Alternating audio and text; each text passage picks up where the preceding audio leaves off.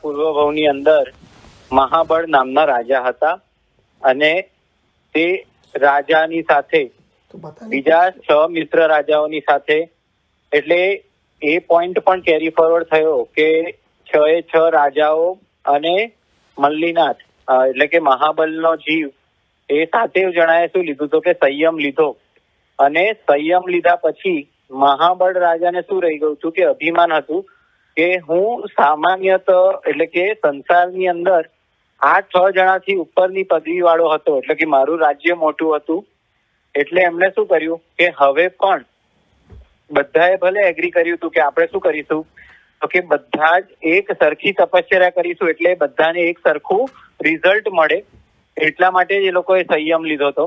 અને same result મેળવવા માટે બધાએ સેમ તપશ્ચર્યા કરવાનું પણ નક્કી કર્યું હતું. પણ વિનોદજીએ જેમ સમજાવ્યું કે મહાબળ રાજાને અંદર શું હતું કે ના, મારે હું જેવી રીતે સંસારમાં મોટો હતો તો હવે પણ મારે એ લોકોથી મોટું બનવું છે. એટલે એ શું કરતા હતા તો કે જયારે એક ઉપવાસ કરવાનો હોય તો કંઈક ને કંઈક બહાનું કાઢીને 2 ઉપવાસ કરી લે. જે લોકો જયારે 2 ઉપવાસ કરે તો એ અઠ્ઠમ કરતા હતા. એવી રીતે તપ થોડું વધારે કરતા હતા. એટલે એ રીતની માયા કરી એટલે કોઈ કાળે ન બનનારું વસ્તુ આપણે બધાએ જોયું છે. 22 એટલે કે કામીની સ્ત્રીને માથે 22 કલંક હોય છે. એમાંનું એક કલંક છે કે સ્ત્રી કોઈ દિવસ તીર્થંકરપણું પ્રાપ્ત કરી શકતા નથી.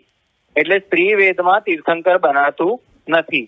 અને આ અવસર્પિણી કાળના 10 અછેરા એટલે કે આશ્ચર્યજનક ઘટનાઓમાંથી જે કોઈ કાળે બને નહીં એવું અછેરું બન્યું કે મલ્લી કુમારી સ્ત્રી રૂપે ઉત્પન્ન એટલે કે તીર્થંકરના ભવની અંદર એમનો જન્મ સ્ત્રી રત્નના રૂપમાં થયો.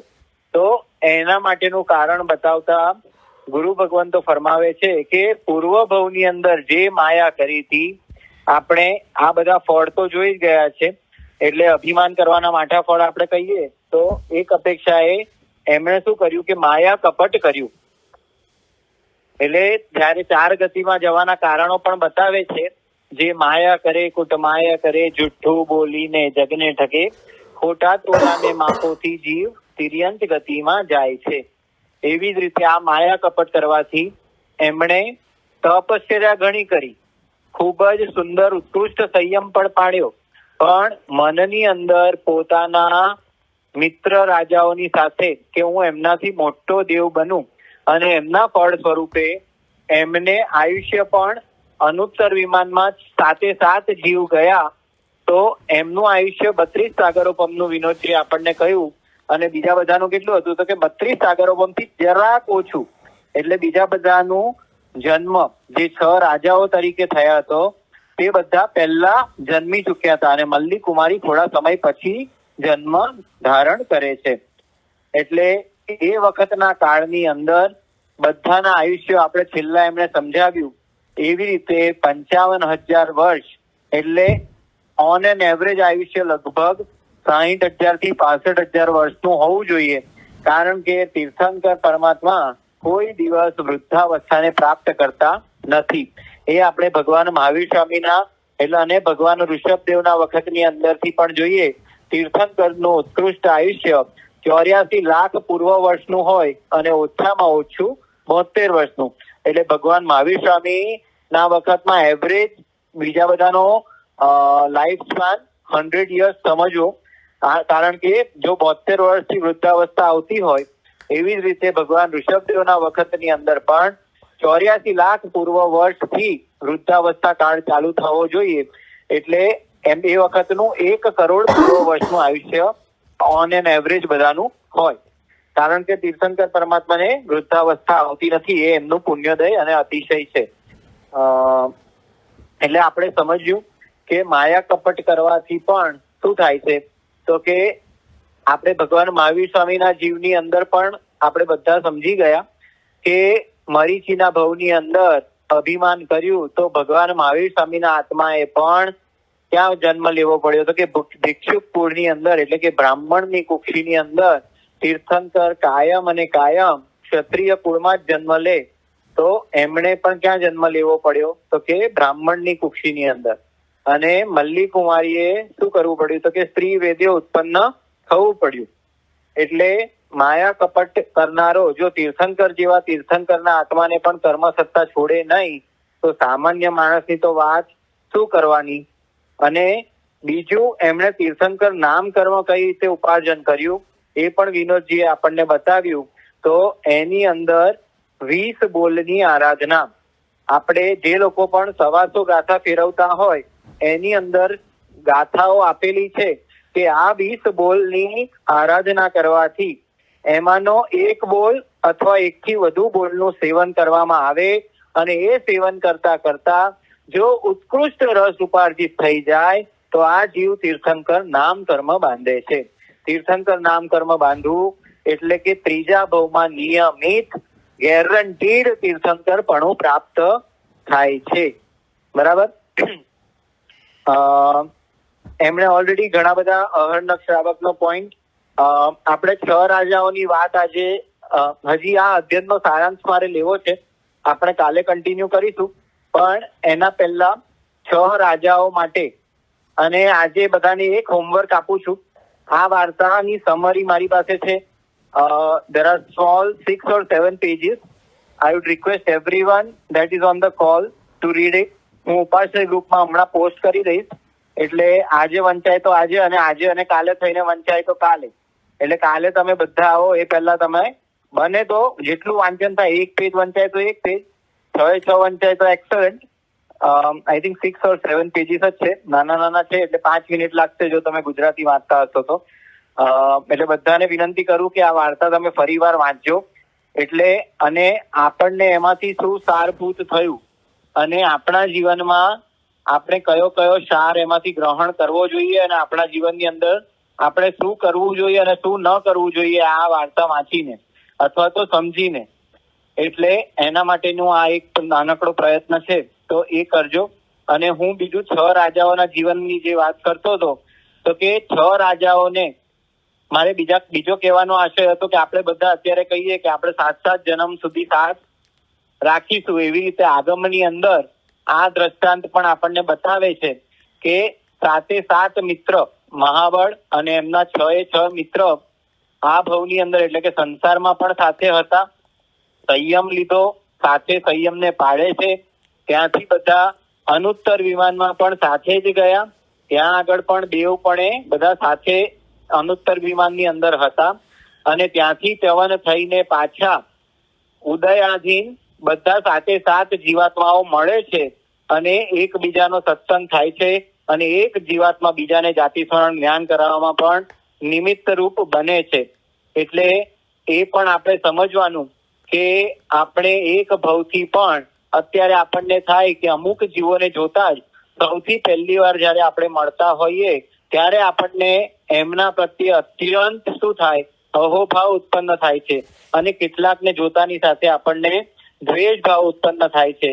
તો એ બધું પણ પૂર્વકૃત કરેલા કર્મોનો ઉદય જ છે. અને ઘણી વખત આપણે જોઈએ કે કોઈને આપણે જાણતા પણ ના હોઈએ, કોઈક કયા ગામની અંદર વિચરતું હોય, ક્યાં નાનપણ ગીતાયું હોય અને ક્યાં એમનો સંયોગ થાય. અત્યારે જે લોકો પણ ઇન્ડિયાથી અહીંયા આવ્યા હોય અને આપણે અમેરિકાનું પાણી અત્યારે બધા અમેરિકાની અંદર સ્થિર થયેલા છીએ, તો એવું કોઈ દિવસ વિચાર્યું હતું કે જન્મ ક્યાં થશે અને ક્યાં આગળ આપણે કર્મભૂમિ બનાવીશું. એટલે દરેક દ્રવ્ય ક્ષેત્ર કાળ અને ભાવથી જેનું જે કર્મ લખાયેલું હોય તે નિમિત્ત રૂપે અવશ્યમેવ ફળરૂપી બને છે અને એ રીતે જ આપણને બધાને મળે છે. હજી આ અધ્યયનનો સારાંશ આપણે બધા ટાઈમ આજનો થઈ ગયો છે એટલે આપણે કન્ટિન્યુ કરીશું. આવતીકાલના જાપ પછી આ અધ્યયનનો સારાંશ પણ આપણે હજુ મારે 2-4 પોઈન્ટ લેવાના છે કે જે આપણે આ અધ્યયનની અંદરથી 20 બોલની પણ ગાથા છે. જો કોઈને ઇન્ટરેસ્ટ હોય તો એ મને કહેજો તો આપણે એ પણ જોઈ લઈશું. અમુક આપણી અંદર જ જે જાપમાં ભાગ લે છે ઘણા આરાધકો 20 સ્થાનકની ઓળીની આરાધના કરી રહ્યા છે. તે સર્વને કોટી અનુમોદના અને ખરેખર ધન્યવાદને પાત્ર છે કે જેઓ ઓલરેડી 20 સ્થાનકની ઓળી જે આ અધ્યયનમાં બતાવે છે કે જો એમાં એનું સેવન કરતા કરતા જીવને ઉત્કૃષ્ટ રસ ઉપજે તો જીવ તીર્થંકર નામ ગોત્ર, અત્યારે આપણે નામ ગોત્ર તો બાંધી જ શકીએ છીએ. ભલે આપણે અહીંયાથી ડાયરેક્ટ મોક્ષમાં ન જઈ શકીએ, પણ પંચમ આરામાં પણ જીવાત્મા એકાવતારીપણું તો પ્રાપ્ત કરી શકે છે. એટલે વિશેષ અને વિશેષ ધર્મ આરાધના શુદ્ધ ભાવથી કરીએ, એ જ ભગવાનને પ્રાર્થના. જીનાજ્ઞા વિરુદ્ધ કઈ પણ બોલાયું હોય ત્રિવિધ તસ મિચ્છામિ દુક્કડમ. દસમ મિચ્છામિ દુક્કડમ મેરી તરફ સે પણ સવારે એક શરૂઆતમાં ખૂબ જ સુંદર આપણને 14 સ્વપ્ન પણ સમજાવી દીધા, તો એમને પણ ખૂબ ખૂબ ધન્યવાદ. हाँ, कोई बोलतो तो? मैं बोला कि मेरे से भी कोई भी जिनवानी से विरुद्ध कोई हुआ तो दसम मिच्छामि दुक्कडम. हाँ भगवान, सबकी ओर से मिच्छामि दुक्कडम. और हाँ, મૌનનો પ્રશ્ન હતો ને એનો જવાબ શું હતો એ આપી દો ને, આજે જવાબ કરો. હા, એટલે મૌનની અંદર છે ને, જે મેં જવાબ આપ્યો તો એમાં हेलो, हाय, जय जिनेंद्र. जय जिनेंद्र, मैं जाप में हूँ. Who is this? Oh, this is Nina Patadia. I'm calling from New Jersey, but anyway. Can I call you in 5 minutes? I'm in middle of a jap. Oh, okay. I'm sorry. I'll call you back. Okay.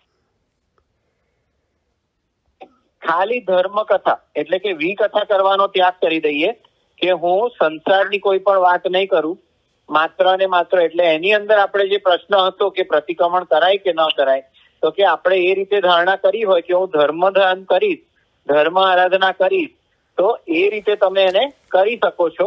પણ મૌનની practice એ પછી કેવી કહેવાશે કે એનું પહેલું પગથિયું કહેવાય. પછી ઇવેન્ચ્યુઅલી તો આપણે વચનને તોડવાના છે. પણ શરૂઆત એવી રીતે કરવી હોય તો જેવી રીતે બાળકને આપણે ચાલતા શીખવાડીએ તો ચાલતી વખતે શું કરે, એને સ્ટ્રોલર આપીએ કે પડી ન જાય.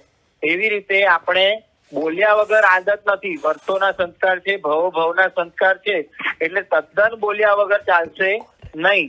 એટલે આપણે શું કરીએ તો કે એ પણ આપણે છૂટ રાખીને ધર્મ ધ્યાન એટલે કે ધર્મ કથા કરવાની આપણે છૂટ રાખી શકીએ. અને એનાથી વધારે આપણે શું કરીએ તો કે હું ધર્મ ધ્યાન પણ કદાચ સંસાર પણ હું વચનથી નહીં બોલું, પણ આપણે શું છૂટ રાખીએ છીએ કે હું મેસેજ કરીશ અથવા તો લખીને કોઈને સમજાવીશ, અથવા તો આપણે ઘણા લોકોને મેં જોયા છે કે પર્યુષણની અંદર 8 દિવસનું મૌન વ્રત રાખે, પણ શું કરે તો અત્યારે મેસેજથી વાત કરી લે. એટલે વોટ્સએપના મેસેજ છે કે ટેક્સ્ટ મેસેજ છે એનાથી વાતચીત કરી શકે. એવી રીતની પણ છૂટછાટ હોય છે. એટલે એ રીતે જે રીતે ધારણા કરી હોય એ રીતે આપણે કરી શકીએ. પણ ઇવેન્ચ્યુઅલ ગોલ આપણે ક્લિયર રાખવાનો કે મારે મૌન એટલે મારે વચનના બોલોને મારે ત્યાગ કરવો છે. એ રીતનું મારે ક્લેરિફિકેશન કરવાનું હતું. એટલે થેન્ક યુ કે યાદ કરાવ્યું. થેન્ક યુ, તમે સરસ અમને માર્ગદર્શન આપ્યું.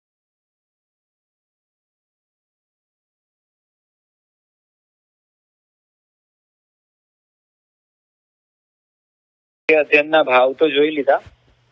કઈ રીતે ભગવાન મલ્લીનાથનો પૂર્વભવની વાત આપણે જાણી. ભગવાન મલ્લી કુંવરીનો જન્મ પણ થયો. કઈ રીતે એમણે એમના 6 મિત્ર રાજાઓને બોધ આપ્યો. હવે એ જ વાર્તાનો અલગ અલગ રીતે સારાંશ. એમાં સૌથી પહેલા આપણે જે વાત કરી હતી કે તીર્થંકર નામ કર્મ કઈ રીતે ઉપાર્જન કર્યું હતું, તો એમણે મહાબળ રાજાના ભવની અંદર સંયમ લઈને 20 સ્થાનકની આરાધના કરી હતી.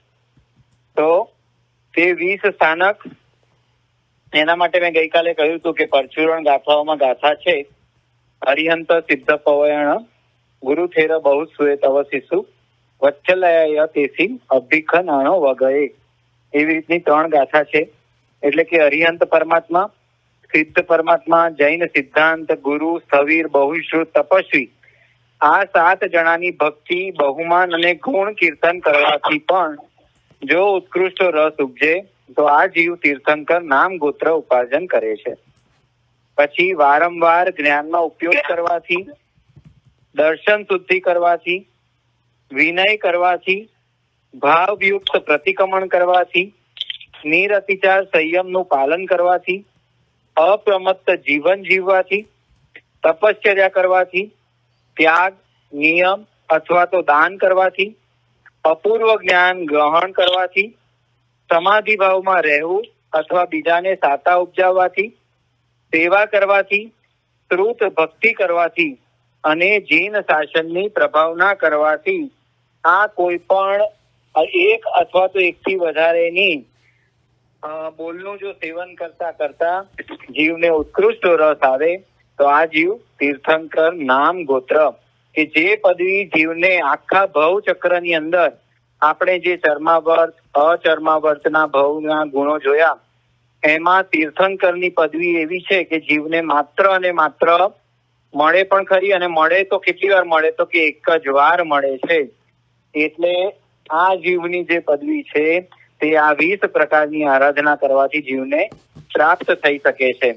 હવે ગઈકાલે આપણે એક સાર તો જોઈ ગયા હતા કે શું કરીએ કે તીર્થંકર જેવા તીર્થંકરને પણ જો આપણે માયા કપટ કરીએ તો કર્મ સત્તા છોડતી નથી. એટલે ધર્મ કાર્યની અંદર પણ વ્યવહાર જગતમાં તો છે જ, પણ ધૈર્ય કાર્યની અંદર પણ સરળતા હોવી અત્યંત આવશ્યક છે.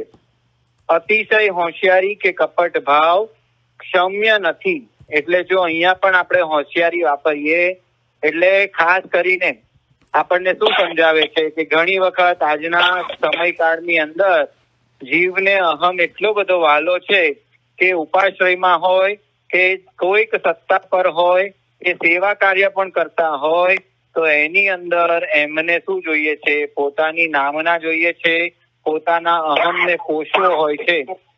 એટલે શું બતાવે છે કે અત્યારે એટલે કે ધર્મ સ્થાનકની અંદર પણ અતિશય હોશિયારી કે કપટ ભાવ ક્ષમ્ય નથી.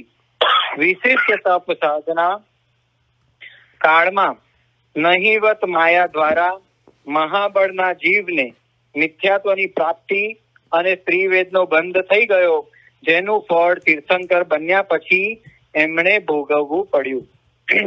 એ આપણે જોઈ ગયા છે. અને ગઈકાલે આપણે એક હોમવર્ક રાખ્યું હતું, મલ્લીકુમારીનું મેં ઉપાશ્રય ગ્રુપમાં પેસ્ટ કર્યું હતું બધાને મળે એ રીતે. તો આશા રાખું છું કે બધાએ કમસે કમ એકાદ પેરેગ્રાફ અથવા તો એકાદ પત્તું વાંચ્યું હશે. વાંચવાનો સમય રહ્યો તો બધાને? નથી રહ્યો, સોરી ભાઈ, નથી વાંચ્યું. ઓકે. હવે જોઈ લેજો, ગ્રુપમાં છે જ મૂકેલું. એટલે બને તો આપણે અધ્યયન કરશું તો જ આપણા ભાવ વિશુદ્ધ થશે. એટલે પ્રયત્ન એ જ છે કે આપણે બધા એને વાંચીએ. એટલે આ સાર તો આપણે લઈ લીધો.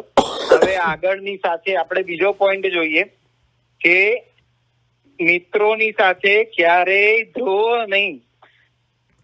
કેમ તો કે સાથે સંયમ લેવાનું વચન આપ્યું હોય તો પણ સમય આવતા પૂર્ણ કરવું. જેવી રીતે મહાબળના 6 મિત્ર રાજા હોવા છતાં સાથે જ દીક્ષા લીધી. હવે આપણે હાસી મસ્કરી કરવા બેસીએ, કોઈની ઉડાવતા હોઈએ ત્યારે તો કહી દે કે હા જો તું એક ઉપવાસ કરશે ને તો હું પણ એક ઉપવાસ કરી લઈશ. હવે પેલાથી ન થતો હોય એટલે આપણે કહી દીધું હોય કે એ ક્યાં કરવાનો છે. પણ કોઈક વાર કારણસર એ જીવની અંતરાય તૂટે અને એ જીવ જો તપશ્ચર્યાના માર્ગે આગળ વધે તો આપણે પણ એને જો બોલ્યા હોઈએ તો આપણા વચનના માન ખાતર પણ શું કરવું જોઈએ. તો આમાં પણ જે રીતે આપણે જોયું કે મહાબળના 6 રાજાએ મિત્ર રાજાને એ વખતે નક્કી નહોતું કર્યું કે આપણે બધા, નક્કી એ લોકોનું ખાલી એટલું હતું કે એક જીવ જે કરશે તે બધા જ કરીશું.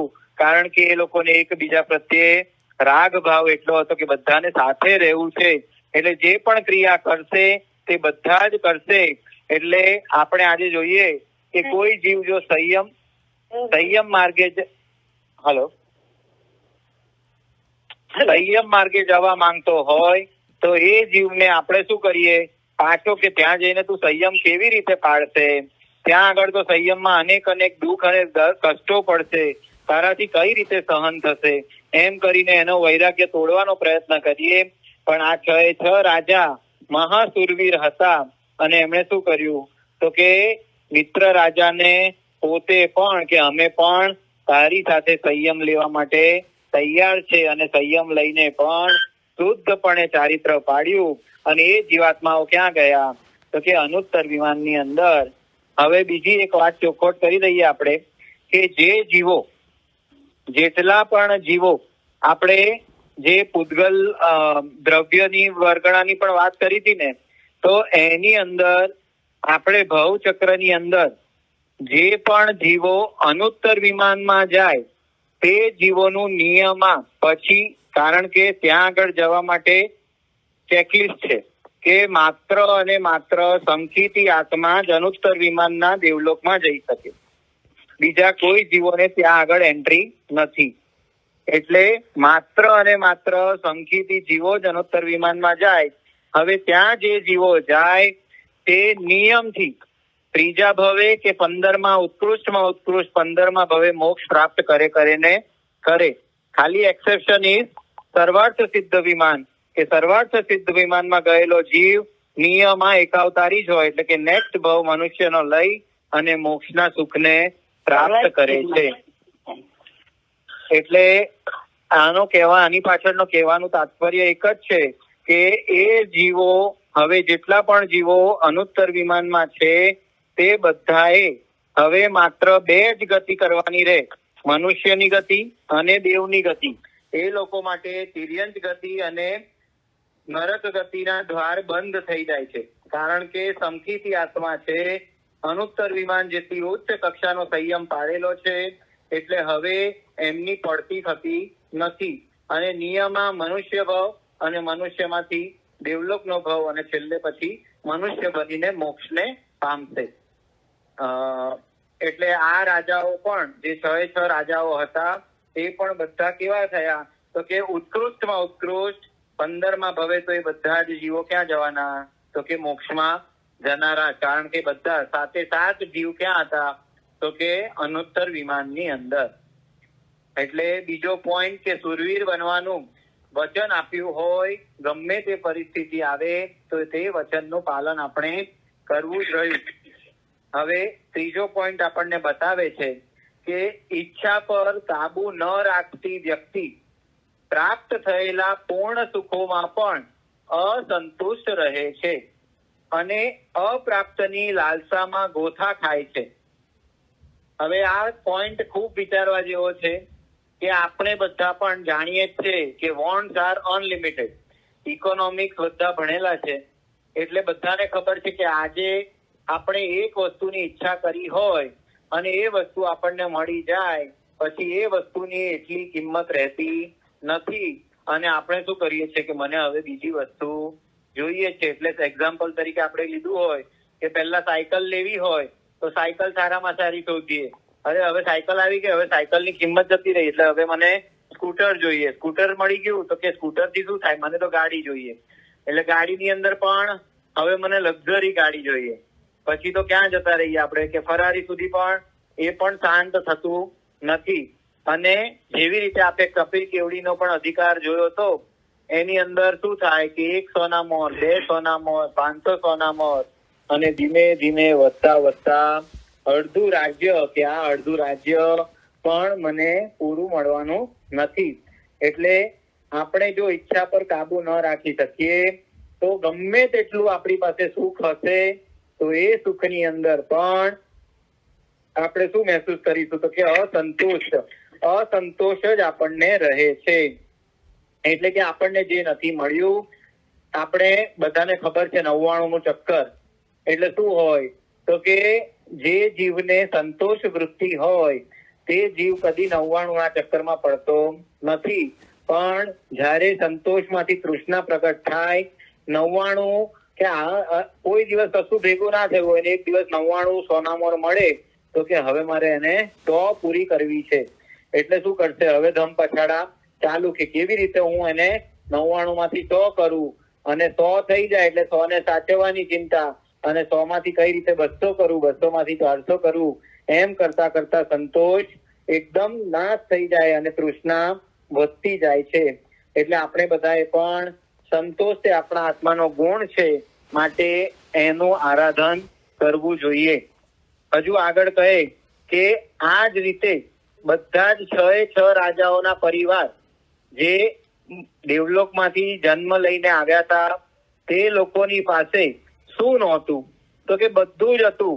પોતાનો પરિવાર, પોતે રાજા હતા, પોતાનો પરિવાર સુખી સમૃદ્ધ હતો, બધી જ રીતે હોવા છતાં પણ મલ્લી કુંવારીનું વર્ણન અલગ અલગ રીતે સાંભળ્યું અને 6 રાજાઓના મનની અંદર શું થાય છે કે અમને પણ આ મલ્લી કુમારી મળી જાય. એટલે એમાં પણ તૃષ્ણા વૃત્તિ કે મને આ મળવું જ જોઈએ, આ મને મારી પાસે હોવું જ જોઈએ.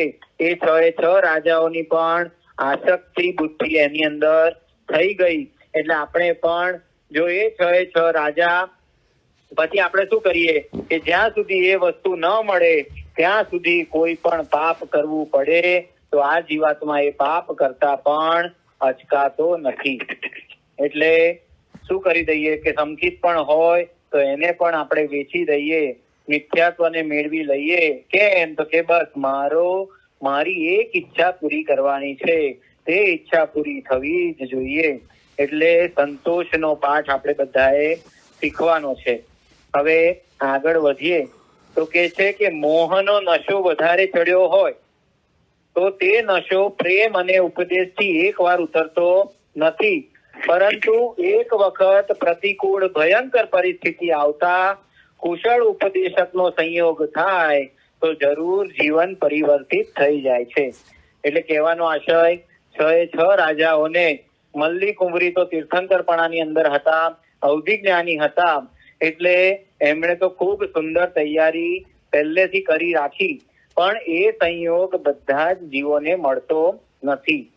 બધામાં કેપેબિલિટી હોય. આપણે 5 સંભાઈ જાણીએ છીએ કે કદાચ નિયતિ હોય પણ જો કાળ પાક્યો ન હોય તો સમય પહેલા પણ કોઈ વસ્તુ મળતી નથી. કોઈ જીવાત્માને વૈરાગ્યના ભાવ થાય પણ જો હજી વૈરાગ્યની એટલે કે અંતરાય તૂટી ન હોય તો આગમની અંદર આપણે જોયું અર્ણિક મુનિની વાત આવે છે અને આદ્રકુમારની પણ વાત છે કે સંયમ લઈને પણ જીવ શું કરી લે છે તો કે જીવ પાછો ભોગાવલી કર્મ બાકી હોય તો સંસારમાં પાછો જતો રહે અને પછી પાછું નિમિત્ત મળે. પણ એ નિમિત્ત બધાને મળે પણ ખરું અને ન પણ મળે. એવી રીતે આ 6 રાજાઓને શું બતાવે છે તો કે મોહનો જે નશો છે જે વધારે ચડેલો છે તે નશાને આપણે પ્રેમ અને ઉપદેશથી એકવાર ઉતરતો, એટલે પહેલી વારમાં તો એ ખંખેરાતો નથી. દરેકને ભગવાન મહાવીર સ્વામીની જેમ જેવી રીતે ચંડકોશિયાને કહે છે બુદ્ધ ચંડકોશીએ, એટલે એને ત્યાં ને ત્યાં જાતિ સ્મરણ જ્ઞાન થઈ જાય. આવા નિમિત્તો, આવા તીર્થંકર પરમાત્માઓ આપણને બધાને જલ્દી મળતા નથી. અને મોહન નશો એક વખત ટકોર કરવાથી જલ્દી ઉતરતો પણ નથી. એટલે મોહથી જેટલું આપણે સજાગ રહીએ તેટલું જ વધારે આપણા આત્મા માટે સારું છે. એટલે અને જો એની અંદર શું કહ્યું કે મલ્લી કુંવરી જેવા કુશળ ઉપદેશકનો જો સંયોગ મળી જાય, એટલે કે આવા તીર્થંકર કે કેવડી જ્ઞાની ભગવાન તો આપણને જો મળી જાય અને આપણા આત્મા ઉપરથી મોહનો પડદો જરાક ઉતારી દે તો આપણે પણ પુરુષાર્થથી શું કરી શકીએ છીએ, જલ્દી આપણા ધ્યેયને પ્રાપ્ત કરી શકીએ છીએ. બરાબર. એટલે કપટ કરવું નહીં, પોતાનું વચન પાલન કરવું. ત્રીજો પોઈન્ટ ઈચ્છાઓ ઉપર કાબુ રાખવાનો અને ચોથો મોહના નશાને દૂર રાખવાનો. અત્યાર સુધી આપણે 4 પોઈન્ટ કરી ગયા. બરાબર છે. પહેલા તો કપટ ભાવ કરવાનો નથી. પછી બીજા પોઈન્ટની અંદર આપણે જે વચન આપ્યું હોય તે વચનનું પાલન કરવાનું છે, પ્રતિજ્ઞામાં દ્રઢ રહેવાનું છે. ત્રીજા પોઈન્ટની અંદર ઈચ્છા ઉપર કાબુ રાખવાની કે જે મળે તેની અંદર સંતોષની વૃત્તિ આપણે રાખવાની છે. ચોથા પોઈન્ટની અંદર મોહનો નશો વધારે કરવાનો નથી અને એનાથી દૂર રહેવાનું છે. આપણે જે સ્વાધ્યાય કરી હતી રિમોટ વાળું રમકડું, એ ચેનલનું પણ આ રિવિઝન છે કે મોહનીય કર્મ આપણા આત્માને શું કરાવે છે, ક્યારેક ગુસ્સો કરાવે છે અને ક્યારેક ભય કરાવે છે. તો એ બધી ચેનલોમાં મારે જવું નથી, પણ આપણા આત્માના જે ગુણો છે એ ગુણોની અંદર આપણે સ્થિર થવું છે. હવે એનાથી પણ આગળ જઈએ તો એક પ્રશ્ન થાય કે મલ્લી કુંવરીએ કેટલા બધા સમય સુધી શું કર્યું કે રોજ એક કોળિયો પેલી મૂર્તિની અંદર પોતાનું જે આબેહૂબ પ્રતિમા બનાવી હતી એની અંદર પોલાણમાં એક એક કોળિયો નાખ્યો. તો આપણને બધાને ખબર છે કે જો એઠા કોળિયા આપણે રાખ્યા હોય તો એમાં શું થાય છે? સમૂરસીમ જીવોની ઉત્પત્તિ થાય છે. એટલે ક્લેરિફિકેશન કરીએ છીએ કે મલ્લી કુમારીએ એઠા કોળિયા મૂર્તિમાં નથી નાખ્યા. પોતાની પ્રતિમાની અંદર એઠા કોળિયા નહોતા નાખ્યા, પણ જે પોતાને ભોજન મળ્યું હોય એમાંથી એક કોળિયા જેટલો શુદ્ધ આહાર નાખ્યો હતો. એટલે શુદ્ધ આહાર કહેવાય છે, પણ એમાં સમૂરસીમ જીવોની ઉત્પત્તિ થતી નથી. દ્વાર બંધ રહેવાથી અનાજ સુકાતું નહીં, તેથી તેમાં દુર્ગંધ પેદા થઈ જાય, પરંતુ સમૂરસીમ અથવા તો ત્રસ જીવોની ઉત્પત્તિ થઈ નથી. એટલે એ 14 પ્રકારના સમૂરસીમ મનુષ્યોનું ઉત્પત્તિ સ્થાન આપણે પ્રતિક્રમણમાં 14 પ્રકારના સમૂરસીમ મનુષ્યના જે પદ બોલીએ છીએ એની અંદર બતાવેલા છે. તો એની અંદર આપણા મોઢાના થૂકમાંથી પણ એટલે જ આપણને બધાને શું કહ્યું છે કે જો થાળી ધોઈને પીવે તો 1/6 લાભ મળે છે. એટલે થાળી ધોઈને પીવાનું કારણ કેમ? તો કે જો તમે થાળી ધોઈને પી લીધી તો એની અંદર અને પછી એકદમ સુકી કરી નાખો તો એ થાળીની અંદર સમૂરસીમ જીવોની ઉત્પત્તિ થતી નથી. એટલે એઠી થાળી આપણે જે મૂકી હોય એમાં કોળિયા લેતા, કારણ કે એ જ હાથથી આપણે મોઢામાં કોળિયો મૂકીએ અને પાછો એ હાથથી બીજો કોળિયો લઈએ તો એ થાળીની અંદર સમૂરસીમ જીવોની ઉત્પત્તિ ચાલુ થઈ જાય છે. એટલે તરત ને તરત શું કહ્યું? તો કે એ જે એઠી થાળી હોય કમસે કમ એઠું પણ જલ્દી કાઢી લેવું જોઈએ. એટલે ગુરુ ભગવાન તો જયારે પણ ગૌશ્રી કરે એમના પાત્રાની અંદર ત્યારે પણ શું નથી રાખતા? એઠું ખોરાક રાખતા નથી, કારણ કે એમાં સમૂરસીમ જીવનની ઉત્પત્તિ બતાવેલી છે. એટલે આપણે પણ જતના આપણી માતા છે તો એના માટે આપણે શું કરવું જોઈએ? એઠું બહુ રાખવું જોઈએ નહીં. એટલે હવે આગળ વધીએ તો કે એમાં બતાવે છે વિવેક સભર પ્રવૃત્તિ કરવામાં આવી હતી. એટલે અવધિજ્ઞાની તીર્થંકર પરમાત્માએ એની અંદર પણ બીજા જીવોની હિંસા ન થાય એનું ધ્યાન રાખ્યું હતું. વિશાળ ભવન, જાલી ગ્રહ એટલે કે જે રૂમો બનાવ્યા હતા, પૂતળી એટલે કે પ્રતિમા આદિની આરંભજન્ય નિર્માણ પ્રવૃત્તિની સાથે આહારની દુર્ગંધની પ્રવૃત્તિનો આરંભ મહત્વનો નથી. અર્થાત ભવનના નિર્માણ માટે પૃથ્વી, પાણી, અગ્નિ આદિના આરંભ સામે આહારનું દુર્ગંધિત થવાનો આરંભ ન ગણ્યા જેવો સમજવો જોઈએ. એટલે જે લોકો આર્ગ્યુ કરે કે કેમ આવું કર્યું મલ્લી કુંવરીએ, કે આટલા બધા વર્ષો કે આટલા બધા મહિનાઓ સુધી અંદર એઠો ખોરાક રાખ્યો હોય તો કેટલા બધા સમૂરસીમ જીવોની હિંસા થઈ જાય. એટલે આજે પણ ઘણી વખત આપણને જૈનોને પણ આવા પ્રશ્નો થાય છે કે તમે લોકો જો કંદમૂળમાં હિંસા માનો છો તો શાકભાજીમાં પણ જીવ તો છે જ ને, તો શાકભાજી કેમ ખાવ છો? એટલે આપણે આરંભ એટલે કે પંચેન્દ્રિય જીવોની હિંસા કરતા નથી. એટલે મોટા પાપની સામે જે બોડી ચલાવવા માટે જેટલું જરૂરી છે એટલો જ આપણે આહાર કરવો જોઈએ. અને એટલી જ રીતે શ્રાવક પણ પોતાની જતના રાખતો હોય છે. બરાબર? એટલે એ પ્રશ્નનું પણ કે આપણે પંચેન્દ્રિયપણાનો ઘાત કરતા નથી, માંસાહારનું આપણે સેવન કરતા નથી. અને જે વસ્તુઓમાં અનંતકાય બતાવેલી છે તે અનંતકાયનું પણ સેવન આપણે કરવું જોઈએ નહીં.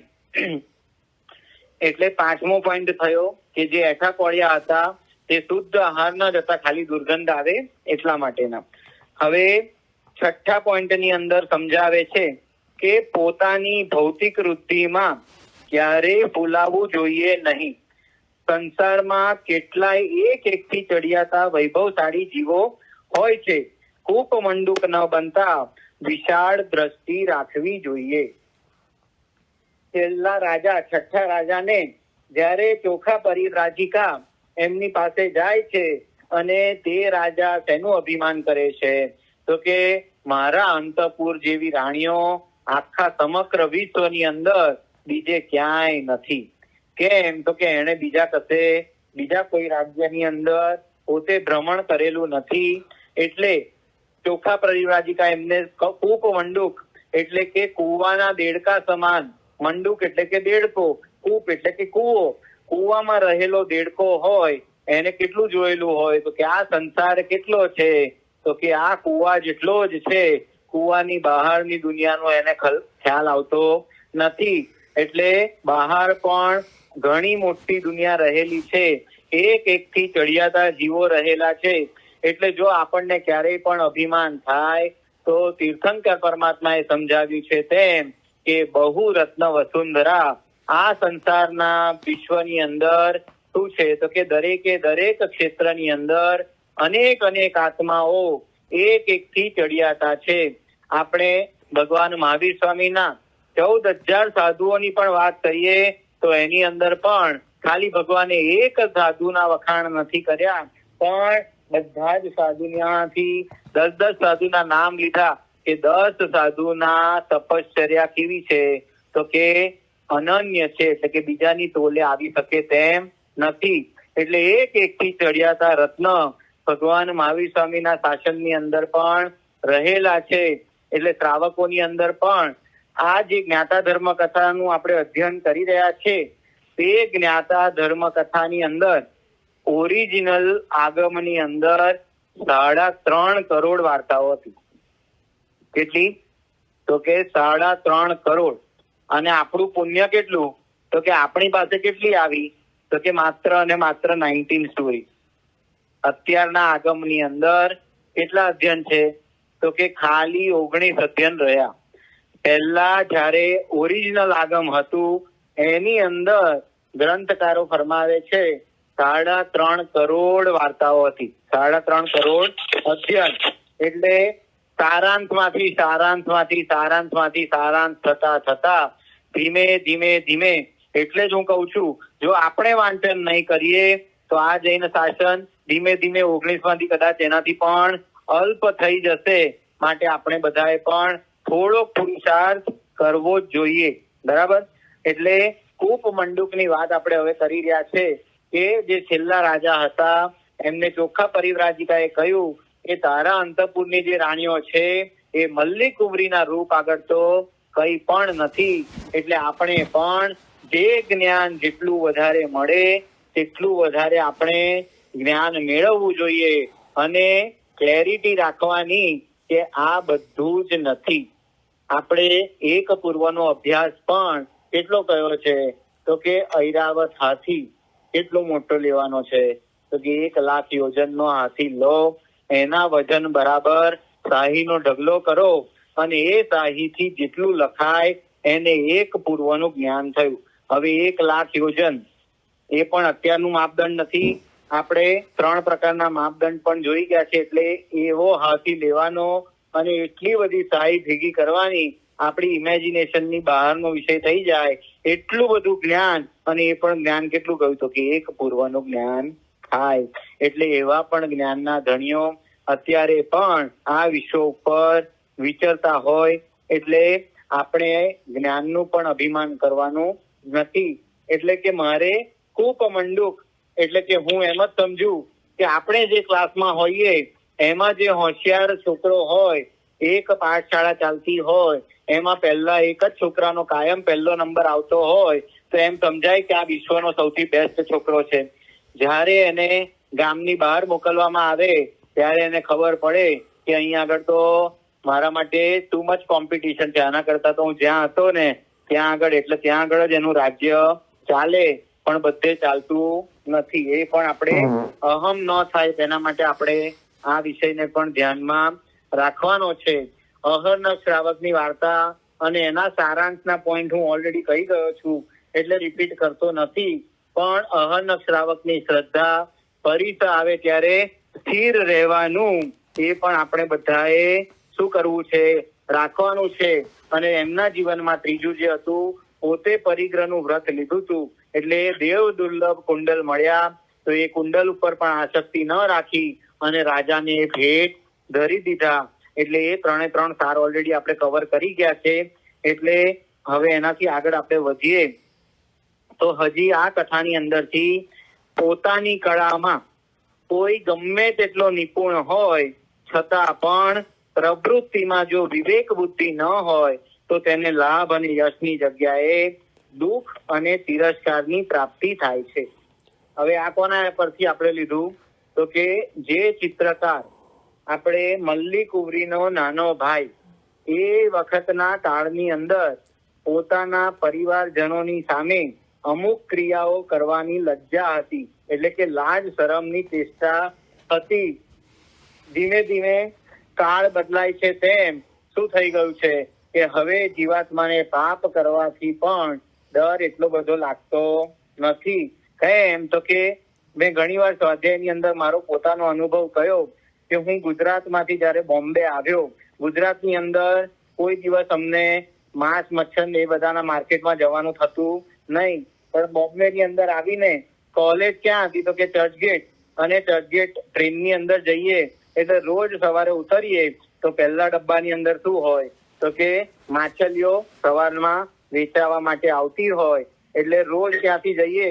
શરૂઆતના મહિનામાં રોજે રોજ એ ડબ્બો પાસ કરીએ ને તો દોડવાનો ભાવ થાય કે દોડી જઈએ. કેમ? કે જો ત્યાંથી ચાલવાનું થાય ને તો ઉલટીનો વ્યવહાર થઈ જાય કે હમણાં ઉલટી થઈ જશે, કારણ કે કોઈ દિવસ જીવે એ સહન કર્યું નથી. એ વાત અત્યારે પણ સહન થાય નહીં. પણ ધીમે ધીમે ધીમે ધીમે શું થઈ ગયું કે એ વસ્તુની હવે આદત પડવા માંડી, અને મહિના પછી શું થાય કે હવે મને ઉલટી તો કમસે કમ નહીં થાય. માટે જ આપણે શું કહીએ કે વિવેક રાખવાનો છે. દરેક વસ્તુની અંદર આપણે વિવેક બુદ્ધિ એટલે કે પાપ પ્રત્યે મને દુર્ભાવ થવો જ જોઈએ. જો આપણને પાપ રૂટીનમાં આવી જશે અને એ પાપ પ્રત્યેનો જો ડર આપણો ખતમ થઈ જશે તો નિયમમાં આપણને પાપ કરતા હવે ડર લાગતો નથી. પેલું ગીત કહ્યું છે ને, પાપ કરતા માપ રાખ્યું હોત જો, એ તો આપણી શું ન થાત? દુર્ગતિ ન થાત. એટલે આપણે પાપને પાપ રૂપે જોઈએ. અને કોઈ પણ કળાની અંદર વિવેક બુદ્ધિ ખાસમાં ખાસ થઈ છે. એટલે પેલા ચિત્રકારને દેવોનું શું હતું? વરદાન હતું કે તું કોઈ પણ વ્યક્તિનો કે વસ્તુનો જરાક જેટલો પણ ભાગ તું જોઈ લઈશ તો એની આબેહૂબ પ્રતિમા તું બનાવી શકશે, એટલે કે ચિત્ર તું બનાવી શકશે. એટલે એ ચિત્રકાર મલ્લી કુમારીનું આબેહૂબ ચિત્ર બનાવે છે. એટલે એમના જે ગુહ્ય અંગ હોય એ અંગ ઉપર પણ જે છિદ્ર હતા તે બધું પણ આપોઆપ દેવના વરદાનથી પણ જો વિવેક ન રાખે અને એને ખુલ્લું મૂકે તો એનું શું થયું કે તે આ ચિત્ર દોર્યું તો એ રાજકુમારે એને શું કરી નાખ્યું? એને અપમાન કર્યું, દંડ આપ્યો અને નગરની બહાર. એટલે તમારી કળાનું શું થઈ જાય છે? કળા હોવી એ સારી વાત છે, પણ જો વિવેકપૂર્ણ કળા ન હોય તો એના માટે પ્રાયશ્ચિત અથવા તો દંડ પણ મળી શકે છે. એટલે આપણે આ ગાથાની અંદરથી એટલે કે આ અધ્યયનની અંદરથી આપણે સમયે સમયે જે ભૂલો કરીએ છીએ, આ દરેક પ્રકારની ભૂલો મારો ને તમારો આત્મા કદાચ કરતો આવ્યો હશે તો હવે આ અધ્યયનની જાણકારી મેળવીને આપણે આ બધી ભૂલોથી શું કરવાનું છે? તો કે હવે મારે બચવાનું છે. આ ભૂલો મારાથી ફરી રિપીટ ન થાય એનું ધ્યાન રાખવાનું છે. એટલે કૂપ મંડુકતા પણ આવી ગઈ. હવે નિત્યાત્વ ધર્મની પણ વાત આપણે કરીએ. ચોખા પરિગ્રાવજિકાની વાત કરી તો એનો જે ધર્મ હતો તો કે સૂચિમૂલક ધર્મમાં પાણીના જીવોનો આરંભ કરીને તેને ધર્મ તથા મુક્તિ માર્ગ માનવામાં આવે છે. જેવી રીતે આપણે વાત સાંભળી હતી, અત્યારના મતની અંદર પણ ઘણા જીવો કહે કે આખા જીવના પાપ કર્યા હોય, તમે ગંગા નદીમાં સ્નાન કરી લો તો તમારા બધા પાપ ધોવાઈ જશે. આજે પણ એવી માન્યતા વાળા જીવો છે. પણ જેવી રીતે મલ્લી કુંવરીએ કહ્યું કે લોહીથી ખરડાયેલા વસ્ત્ર હોય એને જો આપણે લોહીથી ધોઈએ તો એ કદી પણ શુદ્ધ થતા નથી. એવી જ રીતે શું કરવાનું છે? તો કે કોઈ પણ મુમુક્ષુ આત્માઓ જે છે, જેને મોક્ષનું સુખ મેળવવું છે, તે દરેક આત્માઓ છકાયના જીવોની કોઈ પણ ઉદ્દેશથી કરવામાં આવેલી હિંસા મોક્ષદાયક. એટલે આપણે ગમે તે ક્ષેત્રની અંદર હોઈએ ને, ઘણી વખત આપણા ધર્મની અંદર પણ જ્યાં હિંસા છે ત્યાં હિંસા માનવી. એવું નહીં કે હવે સમય બદલાયો છે તો હું સામાયિકમાં અમુક વસ્તુ અલાવ કરું. એટલે મહેરબાની કરીને જે જગ્યાએ હિંસા છે ત્યાં આગળ એને હિંસા માનવી ખરી. હા, કદાચ આપણામાં શક્તિ ઓછી હોય અને કદાચ આપણે કશીક વસ્તુનો છેડછાડ કરવું પડે, પણ આપણે શ્રદ્ધા કેવી રાખવાની? તો કે શુદ્ધ રાખવાની છે કે મારામાં કચાશ છે, મારામાં હજી એટલું અનંત વીર્ય પ્રકટ થયું નથી, માટે મારે આ કરવું પડે છે. બાકી કરવા યોગ્ય શું છે? તો કે શુદ્ધ ક્રિયા જ છે. એટલે આવા બધા મિથ્યાત્વના પોષણને પણ હું શું નહીં કરું? તો કે હું માર્ગદર્શન અથવા તો એને પોષીશ નહીં. એટલે સંકિતના પાઠના જે અતિચાર છે તે અત્યાચારનું સેવન પણ આપણે કરવાનું નથી. અને છેલ્લા સારની અંદર આપણે બતાવીએ છીએ કે કહી દીધું ભગવાન મલ્લીનાથ કુંવરીનું આયુષ્ય 55,000 વર્ષનું. મલ્લીનાથ ભગવાનની નિર્વાણ તિથિનું વર્ણન કરતા સૂત્રમાં કહ્યું છે કે ગ્રીષ્મ ઋતુના પ્રથમ માસના બીજા પક્ષની અંદર ચૈત્ર સુધી ચતુર્થીના દિને 500 સાધુ અને 500 સાધ્વીજીની સાથે ભગવાન મોક્ષે પધાર્યા. એટલે ભગવાન મલ્લી કુંવરી એક જ તીર્થંકર એવા છે આ 24 ની અંદર સૌથી વધારેમાં વધારે ઓછા દિવસનો દીક્ષા પર્યાય એમનો હોય તો કે એક જ દિવસનો. જે દિવસે સંયમ અંગીકાર કર્યો એ દિવસે સાંજે તો એમને કેવળ જ્ઞાન, કેવળ દર્શનની પ્રાપ્તિ થઈ ગઈ. એટલે એ અત્યંત હળુકર્મી આત્મા, વધારેમાં વધારે કર્મ ખપાવીને આવેલો આત્મા તરત જ સંયમ લે અને એના એ દિવસે કેવળ જ્ઞાન, કેવળ દર્શન પ્રાપ્ત કરી લીધું. અને એમની સાથે હવે આની અંદર વાત આવે છે કે 500 સાધુ અને 500 સાધ્વીજીઓની સાથે ભગવાન ક્યાં પધાર્યા? તો મોક્ષે એક સાથે બધા મોક્ષે ગયા છે. એવી વાત આ અધ્યયનની અંદર બતાવવામાં આવી છે. એટલે આ સાથે આપણે આ અધ્યયનની પૂર્ણાહુતિ અહીં આગળ કરીએ છીએ. અને આની અંદર જે સાર કયો એ બધા પણ નોટ્સ